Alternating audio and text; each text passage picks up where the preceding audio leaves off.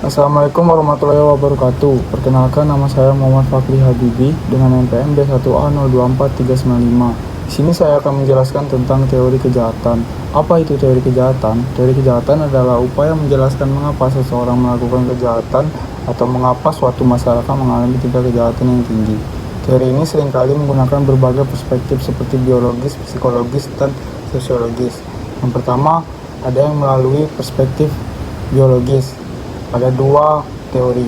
Yang pertama, teori Lombroso, menghubungkan kejahatan dengan ciri fisik tertentu. Lombroso percaya bahwa penjahat memiliki ciri fisik yang membedakannya dari orang biasa. Kemudian, teori genetik.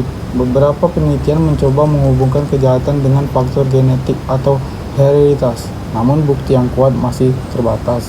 Yang kedua, ada teori yang menggunakan perspektif psikologis. Yang pertama, teori psikoanalisis. Kejahatan terjadi karena ketidakmampuan individu mengendalikan dorongan agresif atau karena perkembangan ego dan superego yang lemah. Yang kedua, ada teori belajar sosial, menjelaskan bahwa individu belajar perilaku kriminal melalui interaksi sosial seperti pengaruh lingkungan dan kelompok.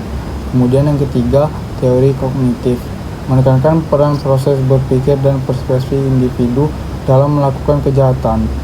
Kemudian teori yang menggunakan perspektif sosiologis. Yang pertama ada teori anomi. Kejahatan terjadi ketika ada ketidaksesuaian antara tujuan yang diidamkan masyarakat dengan cara-cara yang sah untuk meraihnya, menyebabkan rasa frustasi dan anomi. Yang kedua, teori interaksi simbolik. Kejahatan adalah hasil dari interaksi sosial, di mana individu belajar definisi kejahatan dan peran sebagai penjahat. Kemudian yang ketiga, teori labeling. Kejahatan didefinisikan oleh masyarakat dan label penjahat dapat mempengaruhi perilaku individu. Kemudian yang keempat, teori kejahatan kerah putih, menjelaskan kejahatan yang dilakukan oleh orang-orang berstatus tinggi dalam menjalankan bisnis atau profesi mereka.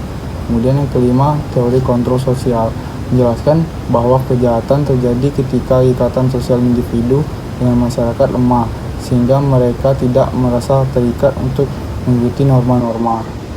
Dan yang selanjutnya ada beberapa teori lainnya, seperti teori rasional choice. Kejahatan terjadi karena individu membuat pilihan rasional berdasarkan keuntungan yang didapat dan risiko yang dihadapi. Kemudian yang kedua, teori routine activity. Kejahatan terjadi ketika ada interaksi antara pelaku, target, dan lingkungan yang memungkinkan kejahatan. Oke, itu saja yang saya bisa sampaikan pada infografis yang saya kerjakan ini. Terima kasih.